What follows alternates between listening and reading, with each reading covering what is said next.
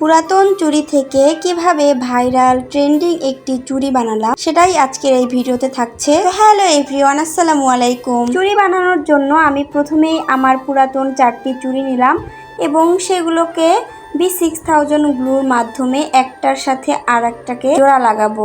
আঠাটি শুকিয়ে যাওয়ার পর আমি সুতার মাধ্যমে চুড়িটার চারপাশে পেঁচাই নিব। তোমরা যদি চাও তাহলে যে কোনো টুকরা কাপড়ও নিতে পারো। আর এই চুড়িটা বানাতে 1 টাকাও খরচ হবে না। আর আমি যে সব জিনিস ব্যবহার করছি সেই সব সবার ঘরেই প্রায় থাকে, তাই আমার মনে হয় তোমরাও যদি তোমাদের ঘরের এই সব জিনিস দিয়ে চুড়িটা বানিয়ে ফেলতে পারো তাহলে তোমাদেরও 1 টাকাও খরচ হবে না। কথা বলতে বলতেই আমাদের চুড়ির মধ্যে সুতা পেঁচানো শেষ। এখন আমরা উপরে সামান্য কিছু ডিজাইন করব, যার জন্য আমি কিছু গ্লিটার পেপার নিয়েছি। এই গ্লিটার পেপার আমি অন্য কাজে ব্যবহার করেছি। দেখতেই পাচ্ছ যে আমার এখানে অল্প একটু টুকরা শুধু ছিল।